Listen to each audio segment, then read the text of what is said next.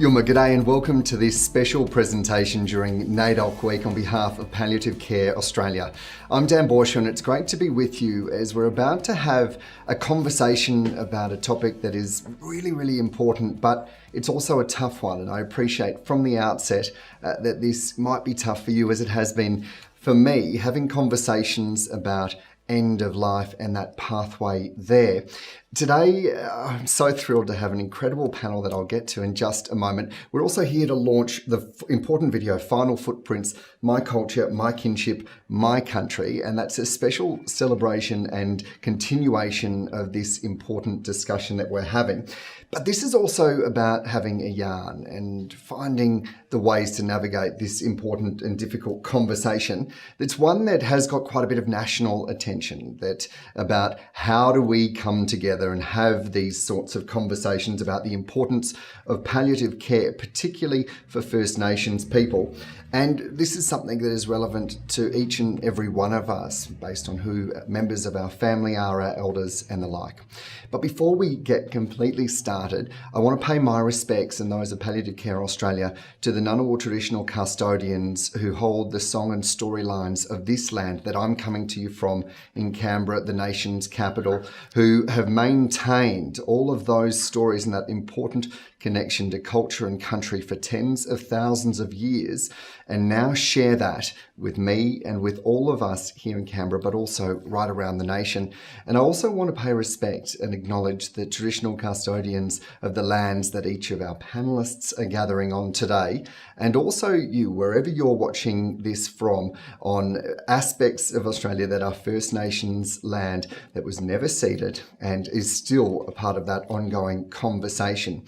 And as we're talking about these discussions, of course, this comes in the frame of NAIDOC Week. The theme this year is around Heal Country, and I couldn't think of a more pertinent time to be thinking about how do we talk about issues around our connections to country and how we connect back to that throughout our life and ultimately at the end of our life as well.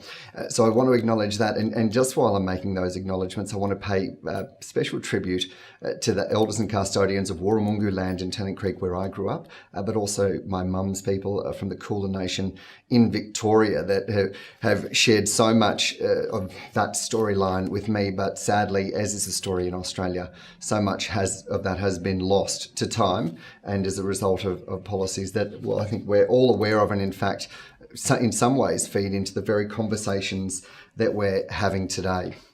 Now, I mentioned that we're going to be having some difficult conversations. These are about sorry business, talking about issues, cultural needs and cultural protocols around dying, end of life and death, particularly the impacts that that has on the individual, on members of that family, and on those broader cultural and spiritual connections as well. The discussion of these issues, well, it can create quite a few emotions and can raise lots of difficult topics. And there are places that you can go to continue these conversations, to seek help if that's what you need. And I'll give you some more detail about that towards the end of this presentation. But also want to give you a bit of detail about Palliative Care Australia, or PCA. They're the national peak body for palliative care and work closely with patients, with family carers, state and territory member organisations and palliative care workforce. Palliative Care Australia aims to improve access to, promote the need for palliative care and work towards high quality palliative care for all Australians. And of course, this is crucially important for First Nations Australians, the very conversation that we're having today.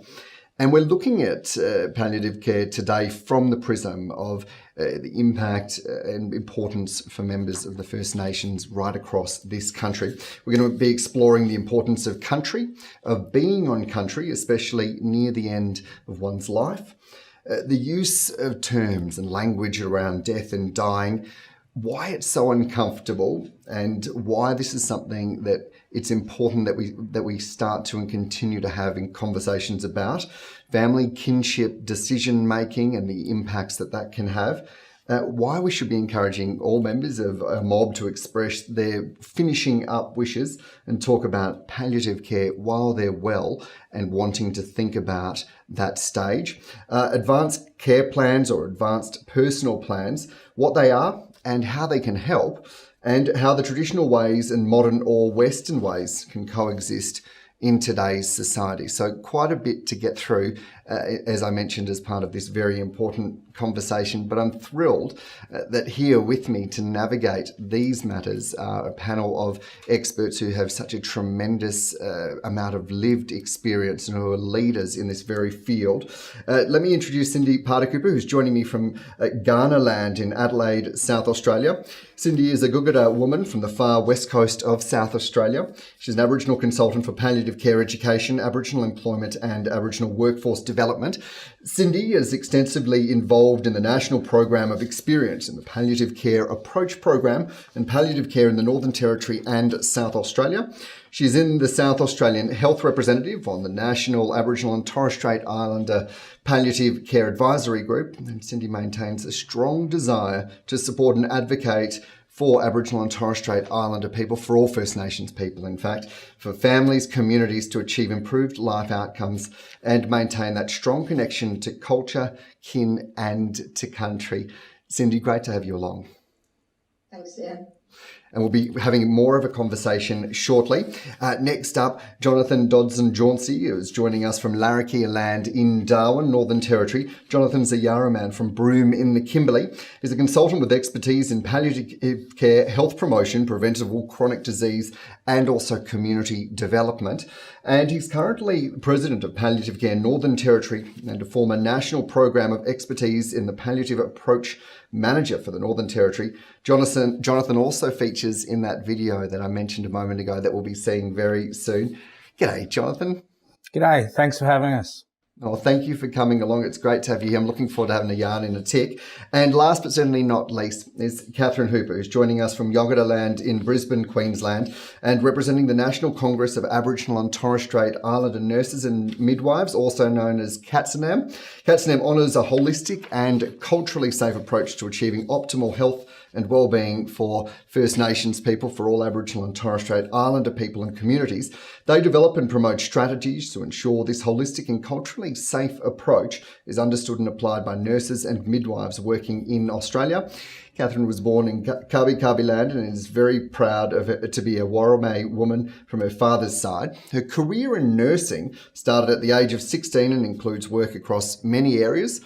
Since Catherine has found her passion in palliative care, this came some years ago, she's dedicated her career to improving acceptance and uptake of palliative care in Australia and across Aboriginal and Torres Strait Islander communities. Catherine is currently an endorsed nurse practitioner working at St Vincent's Hospital in Brisbane, one of the largest specialist palliative care services in Australia across the inpatient and community care teams.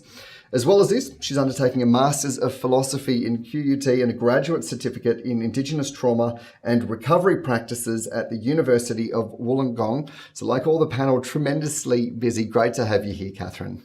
Thank you so much, Dan, and it really is a great honour. I really appreciate it.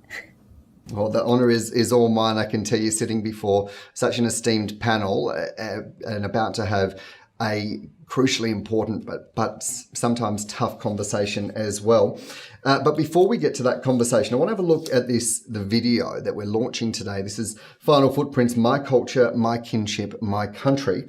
And in their own words, we're going to meet First Nations people representing their communities, their country and their nation. And they talk about palliative care and planning for death and for dying and the significant cultural customs and traditions. And this is just from 4 different areas of our nation, from the Torres Strait Islands, from Ghana, from Narangga and Yaru lands as well. And after that, we're going to be having this chat with the panel. But let's check out that video for now.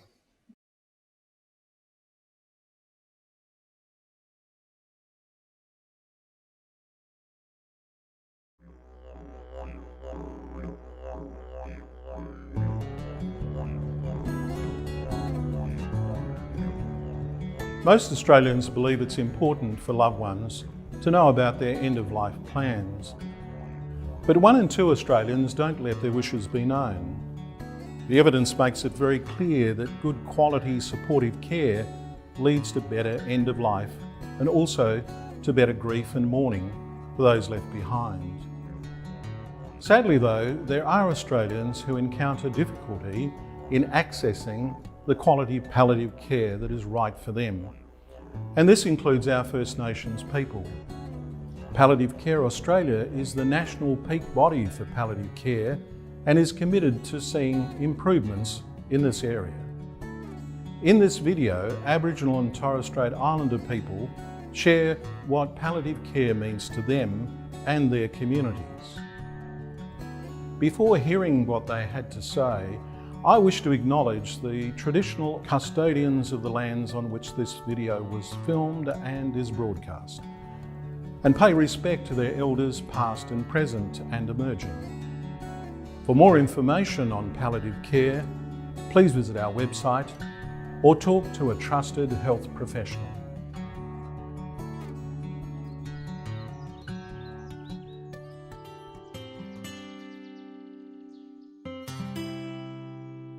Probably the most important thing about being out on country to finish up is the fact that we're able to pass on those really significant cultural songs, cultural stories to the next generation to ensure that our culture stays strong. Going out on country gives us access to our culture, gives us access to our kinship. I suppose being out on country, we're able to access bush tuckers, we're able to access traditional healers. Living in other places, that's not where your country is or where you were born. It's good to go back home, it's where he can be close to his fathers, mothers, grandfathers, his ancestors, and because if you're buried somewhere else, you don't belong to that country. You need to go back home. Yeah. It's a strong belief that if our bodies don't end up on country, or if we don't die on country, that our lingan or our spirit does not have clear passage to move on to the next part of the journey. It can actually exacerbate their condition being away from home more than being at home.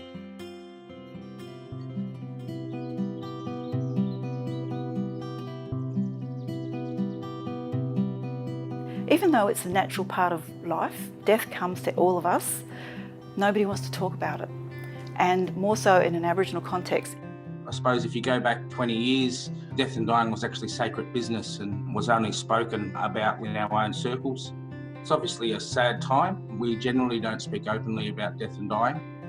Well, my attitude towards death and dying is obviously it's a worrying case, it's scary, it's fearful. For many people, talking openly about death and dying means that something will happen, someone will die.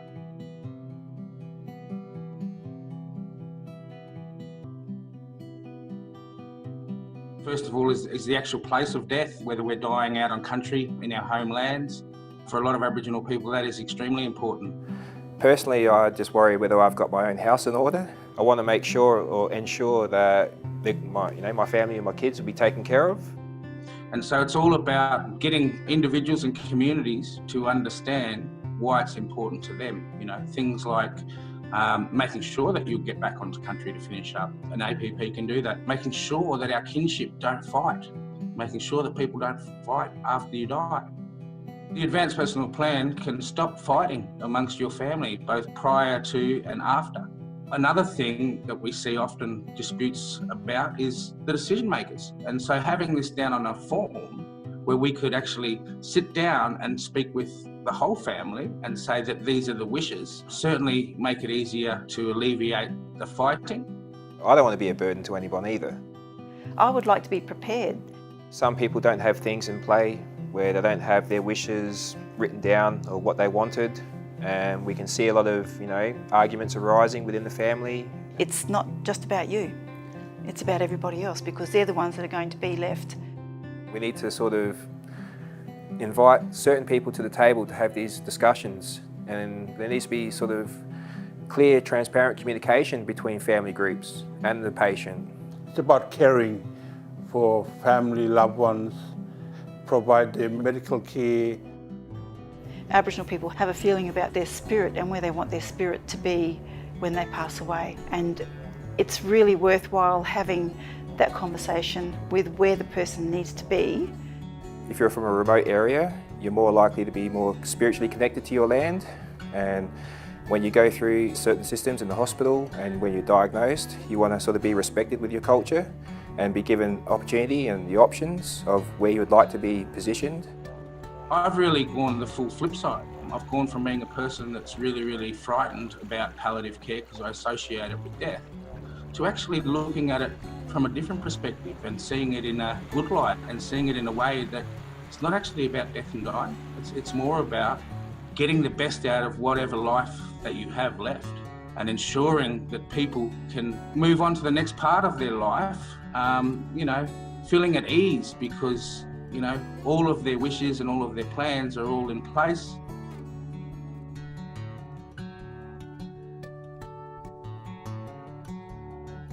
There's an enormous amount of cultural protocols that need to be considered. In hospitals, they quite often don't take into consideration the Aboriginal extended family, and there can be hundreds.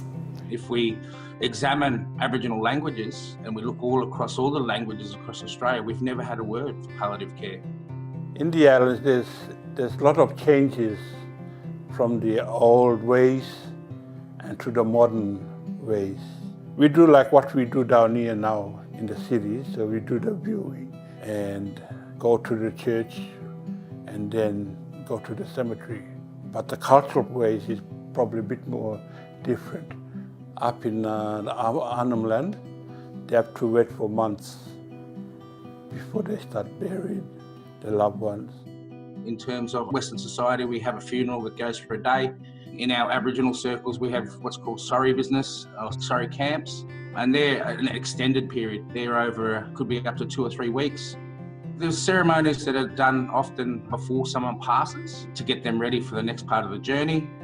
When someone finishes up or when someone does die, usually we will have a smoking or a sweeping ceremony after the event. And what that's all about is that's ensuring that the spirit has clear passage to move on to the next part of the journey. Cultural ways maybe a bit different. Everything have to do it right. Here in the top end, when someone passes away, we do not use their name. We certainly don't use their name. You might refer to them as that old fella. Many tribes up in the top end and in the territory, we don't like to view photos or videos of people once they're deceased. If palliative care embraced the traditional way, we add more understanding, of how to do it. Like give them medication, help them with food and everything, If I was in charge, I would listen to his wishes,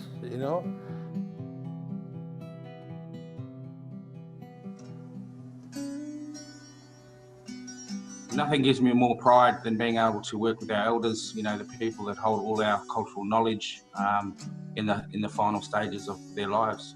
I think it's important to have that palliative care. If we have more awareness in the community about this palliative care so that we can prepare. It's good to understand and learn from. And family actually need to get more information about palliative care so that they don't have to worry what that things mean, what palliative care mean, what you have to do, and give that support to him, to the family, For me now, I can be aware of what this palliative care is about. If we have more awareness in the community about this palliative care, and so that we can prepare. My wishes are already laid out, and I've taken care of all the hard stuff. I suppose personally for me, I see death and dying as a natural part of life, in the same way that we come from the earth one day, we return to the earth to start the next part of our journey. When I think about that word palliative care, I get a warm feeling inside. I get a feeling that this is a privilege to be in an area where I'm looking after elders. If you have certain wishes that you want people to abide by, then you need to be really clear about that, and you need to be clear about it now while you're in a reasonably healthy mind, healthy body, and you know what you want. And more so in an Aboriginal context, it's much harder because the woman of the family is always seen as the strength of the family. She's the matriarch, she's the person that holds the family together. And that's why I want to get my house in order as much as I can. I guess this is the thing about being a human being. We're all unique, we're all diverse, we're all different, and we all have our own plans, our own wishes. And I guess at the end of the day, we want those plans and those wishes to be respected by everybody. It's really important for us as a family to discuss about that palliative care. If we look back in the history of things, knowing that Aboriginal people, we've had so many of our rights and wishes taken away. And, you know, by letting people in community know this is a chance to make sure that your rights, your wishes, your demands are happening.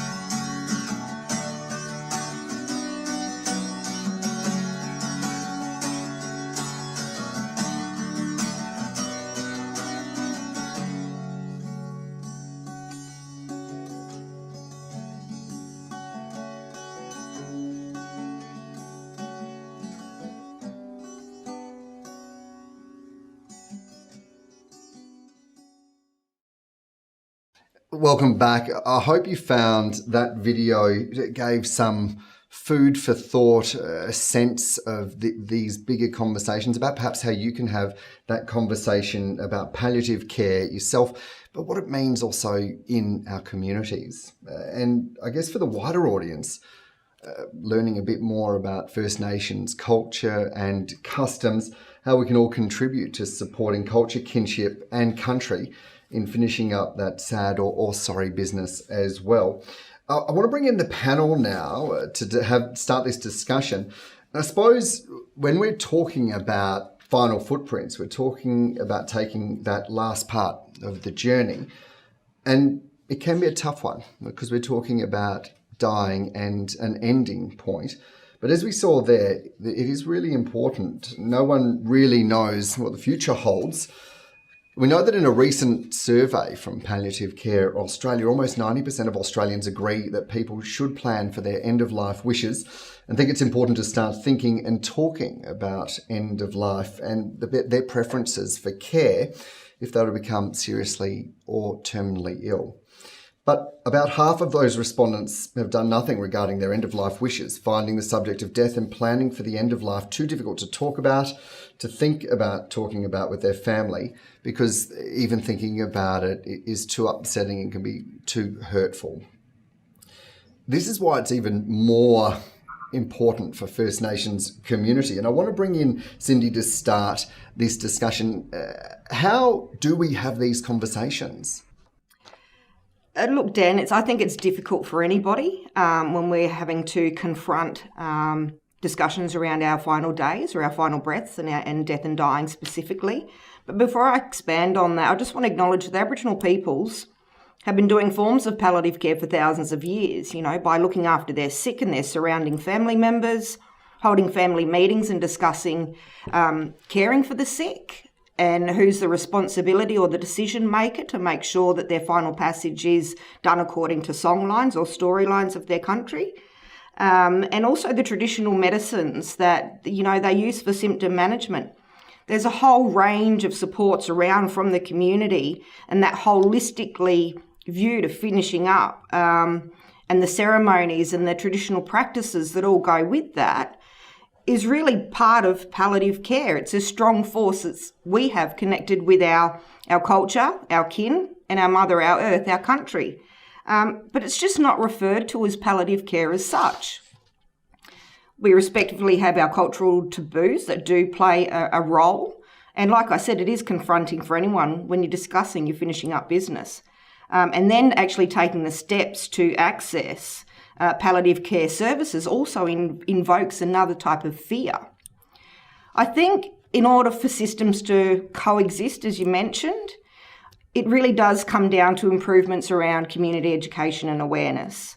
Preventative education and awareness might improve the perception and promote the concepts to our mob that palliative care services provide quality and comfort care, and they reduce suffering from, you know, those life-limiting or chronic conditions. But they also provide a holistic support, which is similar to what our culture does anyway, just in a Western concept, I suppose.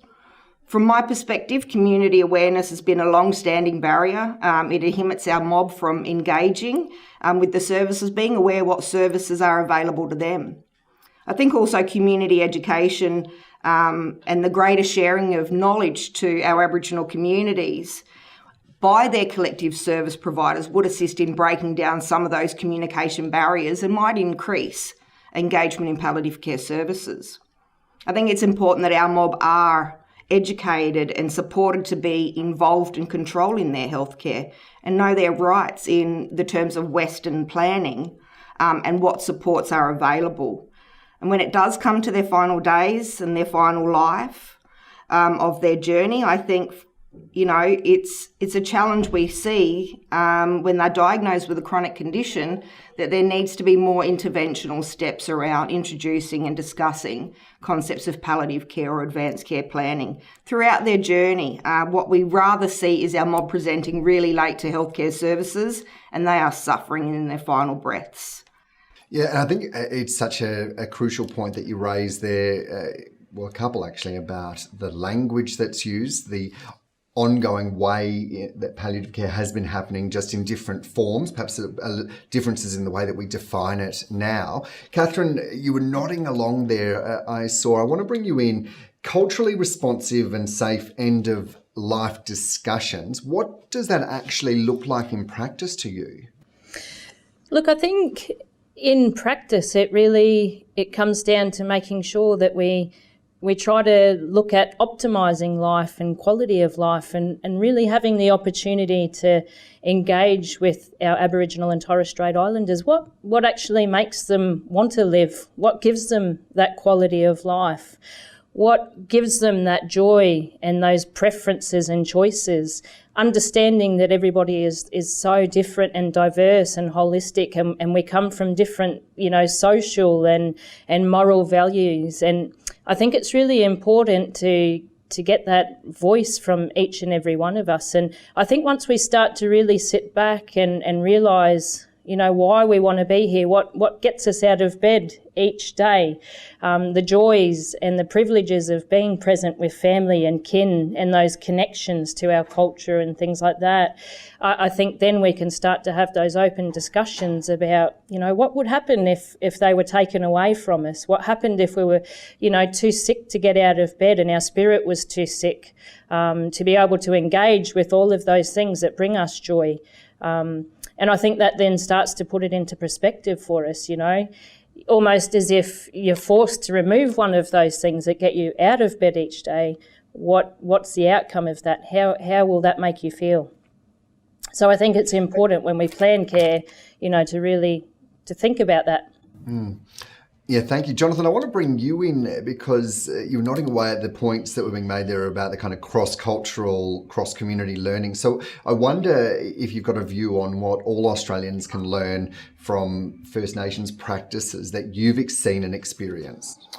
Look, I suppose something that we could all sort of take away is that, I suppose when we're looking in a way at providing, a culturally friendly way of dealing with this sort of stuff is, really reflecting upon ourselves, first of all, understanding our own unconscious bias, and then sort of looking in and understanding Aboriginal culture and the way things work within our culture, and accepting that. And I suppose creating channels that have that friendly environment for people to engage. It's about taking into consideration histories. It's about taking into consideration probably different worldviews, and being able to, I suppose, talk the message in a way that is understandable for our people, in a way that is meaningful for our people, just creating that environment where our people can feel safe and open to actually having the discussions. Can I just add to some of those points that JJ is saying there? And I think it also comes back to, service providers' understanding of our culture, our cultural protocols, the use of interpreters, so you've got effective communication, having a flexible and comfortable area time and place to hold family meetings and have these types of discussions. having that holistic view. You know, if you can get it right for our mob, you can get it right for other ethnicities. But it's also that understanding of what are the cultural protocols that create that culturally safe and responsive palliative care. I agree, Cindy. Sorry, Dan. I agree in that too, Cindy, in the sense that, you know, I was talking to one of our aunties last week and, you know, she was saying to me about, you know, the existing healthcare system, how it can bring shame, because of our death rites and our rituals and our practices and our ceremonies, they can be seen as inconvenient and unsafe, intangible even. And it can really encourage that extra feeling of disconnection at a time when you need to be most connected. Definitely. And look, one other thing I just wanted to quickly throw in there, and I mean, to be able to have these conversations, we obviously need to have an understanding of some of the barriers. And, when we're talking about something so sensitive as in palliative care, I mean, it's important to probably understand a few things. And, when we talk about a remote community, say, for example, talking about death and dying, say 20 years ago, was sacred business. So speaking outside of your tribe or outside of your people around this stuff was a taboo subject, and you may have been punished for that. I think it's also important to understand that whilst our people have been, looking after our old people for thousands and thousands of years, if you go across all of our Aboriginal tribes all throughout Australia, you won't find a word for palliative care. I suppose you might find a word close called sorry business or something along those lines, but that really refers to post-death. I think another consideration to take into consideration, I suppose, is one of the barriers is how we're actually delivering the message, how we're talking about things. I think it was mentioned earlier, around, many of our services, when we're talking about palliative care, we're saying, we're going to care for you in the end stage of your life, and having an understanding that for many Aboriginal people, life is a continuum. And so, if we're offering a service that's all about an end, often our people won't engage because their belief is it's a continuum. And, that could be simple things as opposed to we're going to care for you at the end of your life, in comparison to palliative care is all about preparing you for the next part of your journey. I suppose within many of our traditional societies, it's important to also understand, our cultural beliefs, and a lot of our stuff that we believe in, everything happens for a reason. Everything happens as a result of something.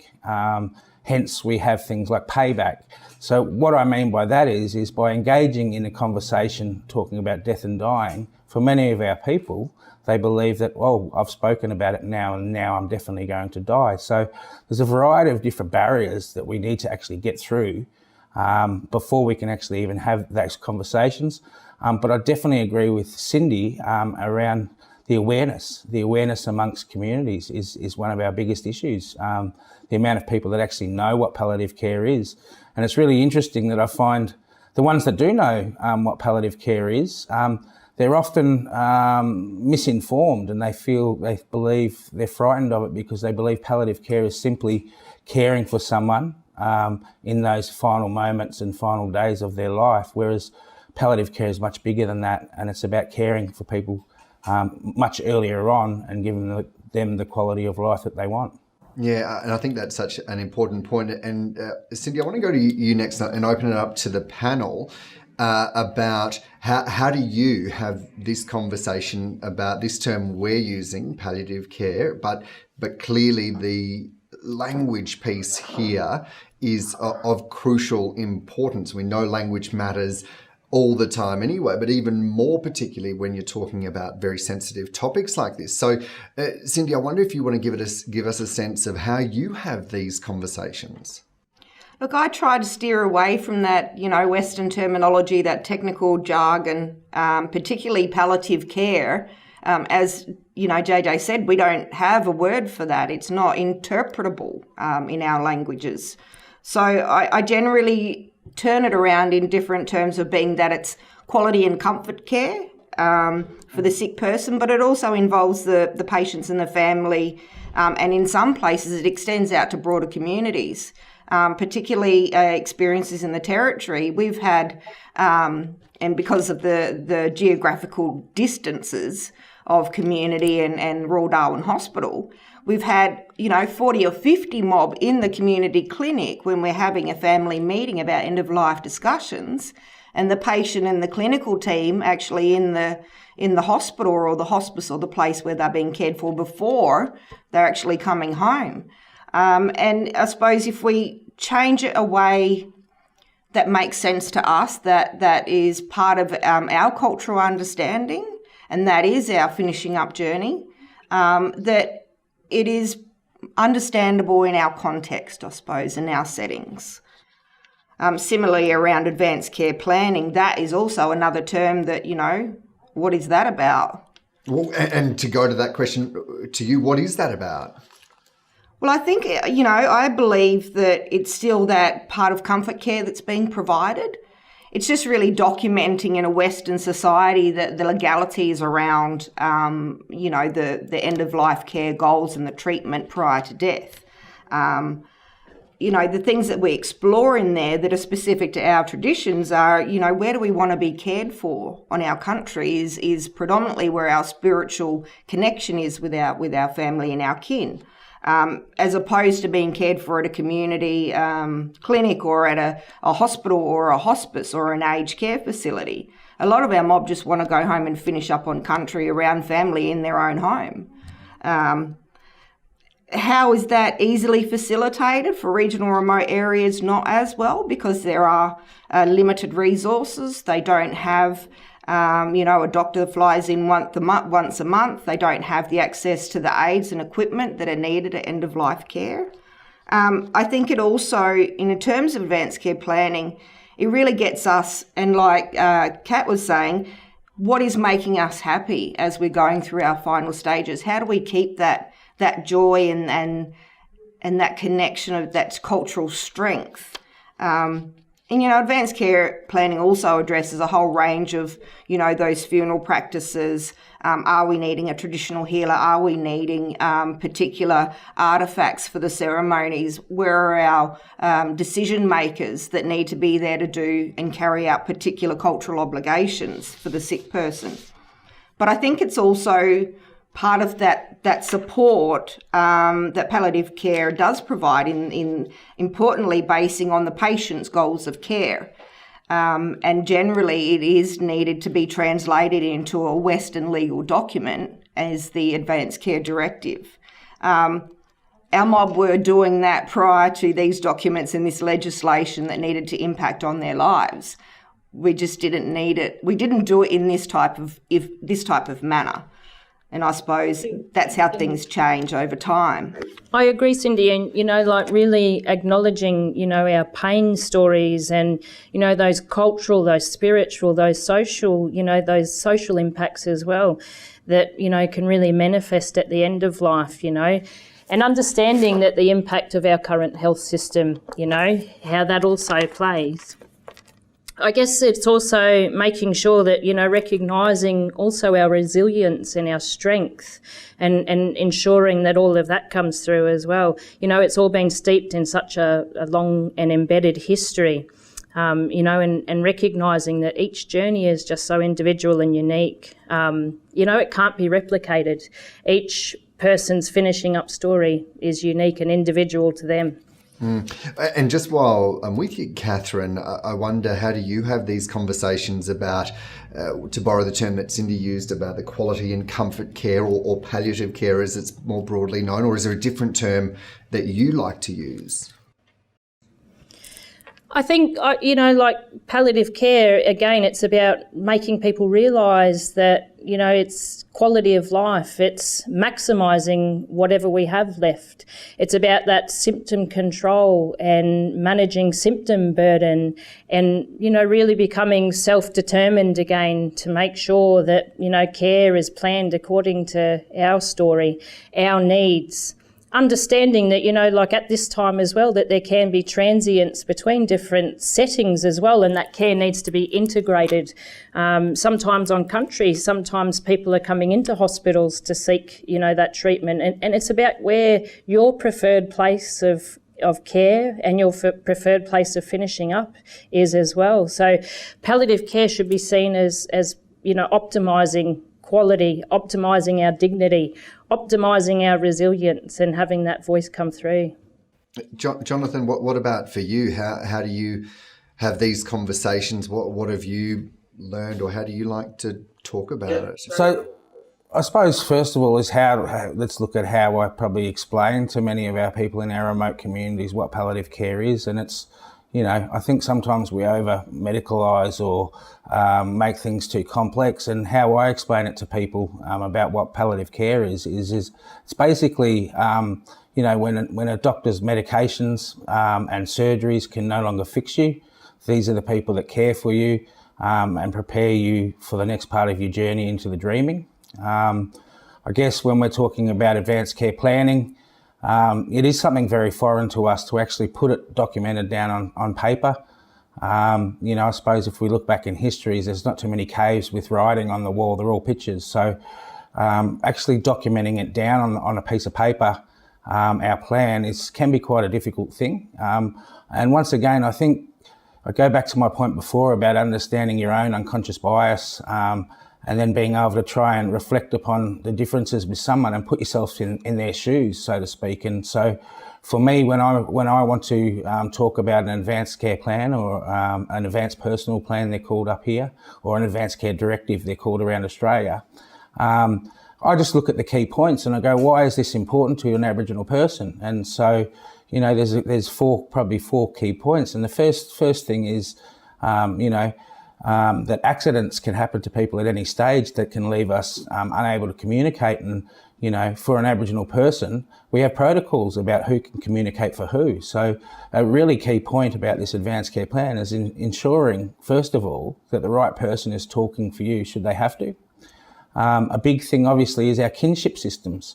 And I'm sure most people out there would have met people that once someone passed away in their family, a great deal of infighting happened, fighting because of things that they were unsure about or that they believed that the lost one may have said or may not have said. And, the advanced care plan is a real opportunity to alleviate infighting within your families, to have things written down about that sort of stuff. I guess probably the biggest and most important point is if we look over in history for Aboriginal people, we've had a lot of our choices. We've had a lot of our wants and needs taken away from us. And I suppose when we're looking at the, end of life care and palliative care, well, here's a real opportunity that our wishes, that our wants can be documented on a piece of paper. That's a legal document so that everybody fulfills our wishes and does what we want, I suppose. And finally, and most importantly, for majority of the people that I see here in the Territory, they don't want to spend their last days in the hospital. They want to spend their last days out on community. So the advanced care plan really gives them an opportunity to be able to state that and work out a plan of action of how they'll return to country. So I guess in a way, explaining what palliative care is fairly simple, but when we're talking about advanced care plans, I think it's really important to put yourself in the person's shoes and understand why would this document be important to them. Cindy, I want to go to you now. One of the points that this raises for me, and I'm sure for many that are watching today, is what happens if you don't have those strong connections to country, to culture, to mob as a result of the contemporary Australian story? What do you do then? That's a challenge, I think, as you're navigating your own cultural identity. If you've been surrounded by that and immersed by that from birth, it's integral to you.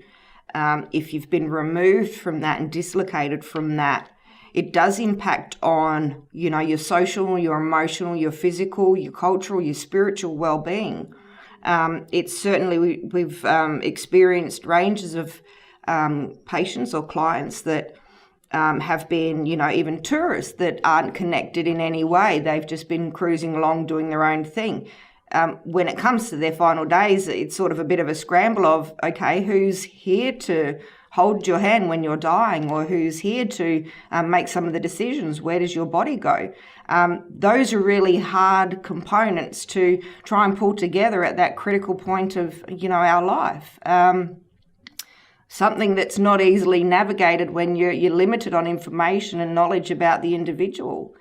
But I think what we would do in an instance is we would create as much cultural environment, cultural safe practices, and really help their spirit be intact as they're moving on through their journey, and as best as possible and as responsive to their needs as possible. Catherine, you were nodding along. That's important, isn't it? That's that cultural, that spiritual safety. Absolutely. I think that, there's been so many fears about, urbanisation and hospitals and, how there's that lack of, to be able to enable us to, really reclaim and celebrate our traditions and our preferences and our choices, our rituals and our laws. And, I think it's really important to note that we can still facilitate those things in whatever preferred place, whether it be country or, if circumstances bring you into a hospital setting. Things that we often see that we do so well here is, we will face beds to country. We will try and bring country to the person. Sometimes we will, to our Aboriginal and Torres Strait Islanders, we'll get some water from their land and we'll put it in a water feature so they can hear that healing and that flow of water. Sometimes we'll have the sound of the fire crackling on the screen, that rebirth and that rejuvenation that the sound of fire may bring. There's so many things that we can do. The other day, one of the aunties from the Torres Strait asked to download an app on her phone so that she could actually see the meteors and the stars, because she was unable to actually get out to see it in person, which was very significant to her.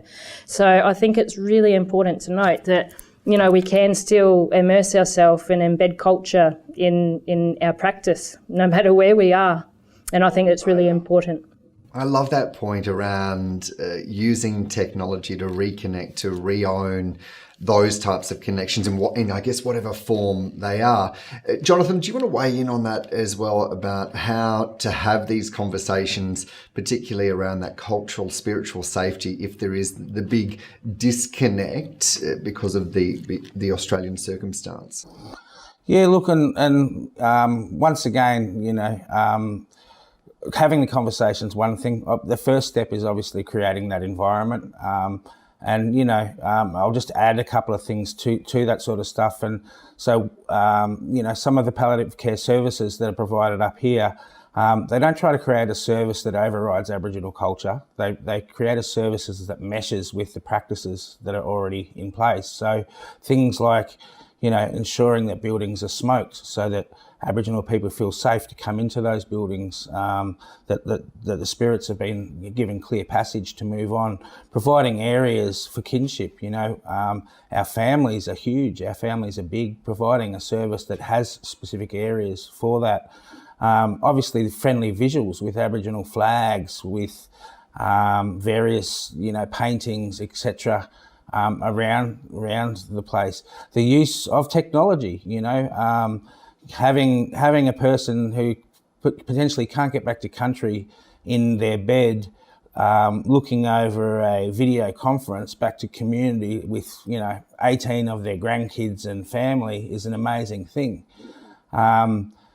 It's about those little things. It's about understanding Aboriginal practices and some of those practices around when someone does actually pass away. Understanding that maybe the Aboriginal lady may wail, they may self-harm, and creating an environment that is conscious of that is safe for people to do that. Things like, an example is, many of our ladies here might throw themselves down. You don't want people to hurt themselves, but we want people to be able to practice their culture. So, buying rubber mats to roll out when things like that happen. Understanding protocols post-death. Up here, we don't use the people's name. So making sure that, we're understanding of that stuff. Understanding that up here we have ceremonies where, the clothing and the hair of the people who have deceased are used to work out what we believe has happened to the person.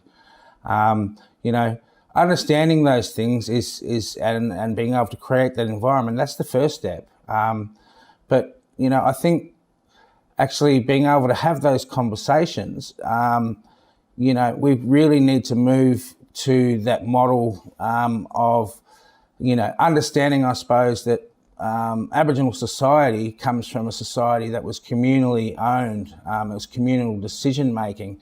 Western society is about, personal ownership and personal decision making. So, a real way in is incorporating the families, incorporating the communities, the bigger picture into these discussions, which eventually will lead to the individual having the confidence to go one-on-one with you and tell you, what it is that they want from this whole journey.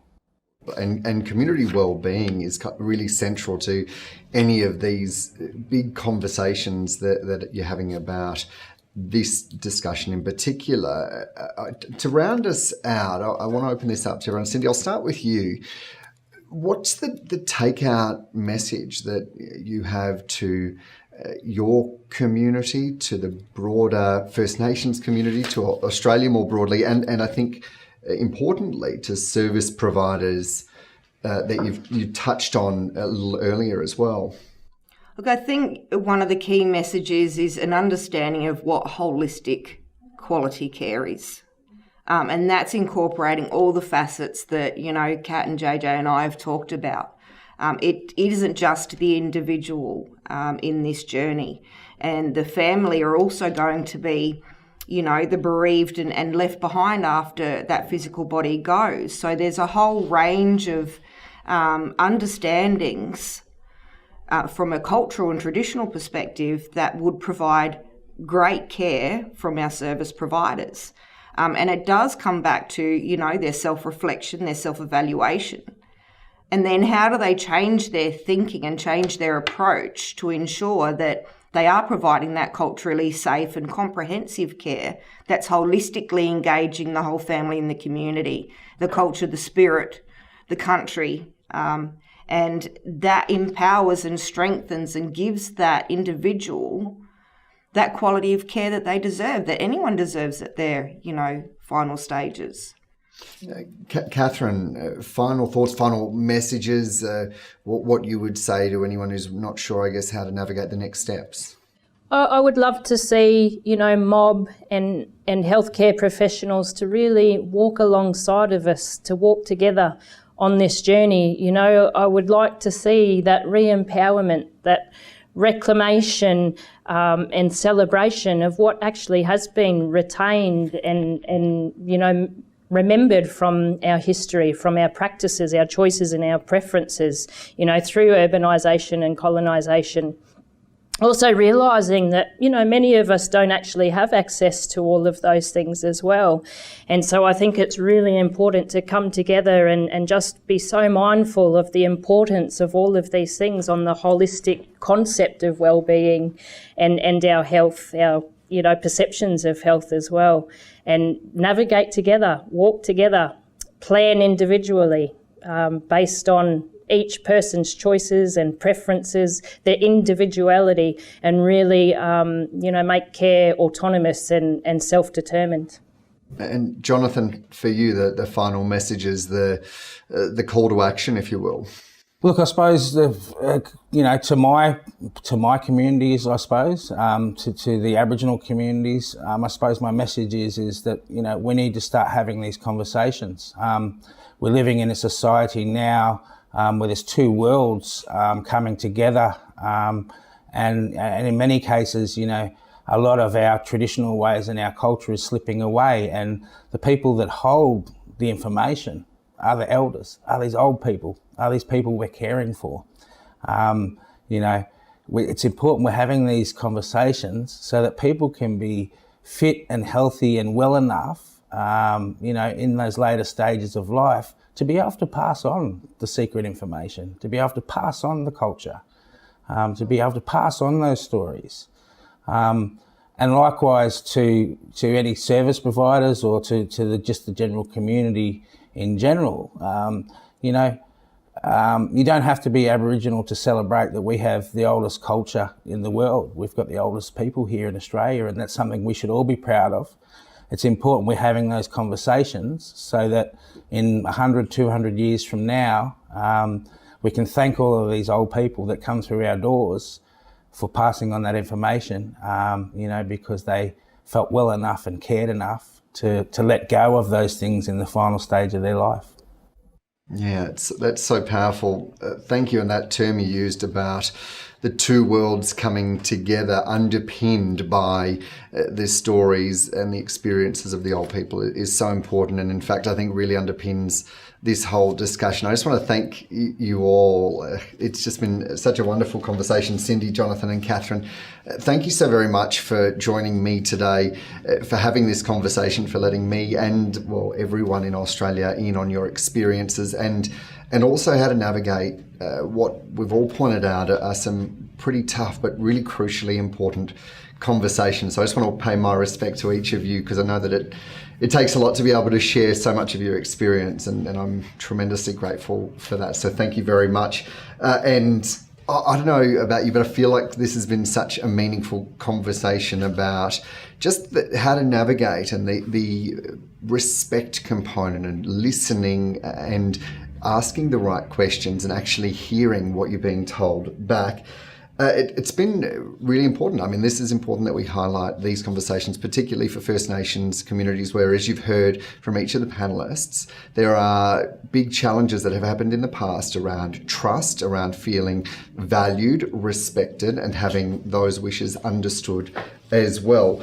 And so the key takeout for me is really about finding your way to have these conversations about the care, be that the spiritual care, the cultural care, the physical, mental care as well, the planning, understanding about next steps and having everyone really on the same page. And I just want to note that Palliative Care Australia receives funding by the federal government to ensure this important work is being undertaken right across the nation. And there are heaps of free resources that are available to assist you in having these conversations and to figure out how to navigate this in the way that's most appropriate for you, for members of your family, your community or your mob. Specifically, there's a resource available for Aboriginal and Torres Strait Islander people to start to think, reflect and work out what is important and about how to have that yarn with family about those wishes and where to in the next steps. It's called the Dying to Talk Aboriginal and Torres Strait Islander Discussion Starter, working out what's right for you. That's dubbed a hands-on workbook developed in partnership by PCA and CATSNAM, Australian Indigenous Doctors Association and the Indigenous Allied Health Australia. You can find that online at www.palliativecare.org.au, or to get a copy you can call 02 6232 0700. I'll just say that once more, 02 6232 0700, and there'll be plenty of detail attached underneath this very discussion that we're having as well. And in closing, I want to thank you for joining me and this incredible panel from wherever you are in the country for being a part of this conversation. And I'm sure for you, like me, this has raised more questions to think about, and that's great and that's important, and having those conversations is really, really crucial about protecting the old people and making sure that knowledge and those stories and experiences are shielded, protected, shared if that's appropriate as well, but really finding the fit for you and for your family and your people as well. Look, it's been such an honour for me to be able to be a part of facilitating this conversation. I feel like I've learnt a great deal. So thank you so very much, and good afternoon.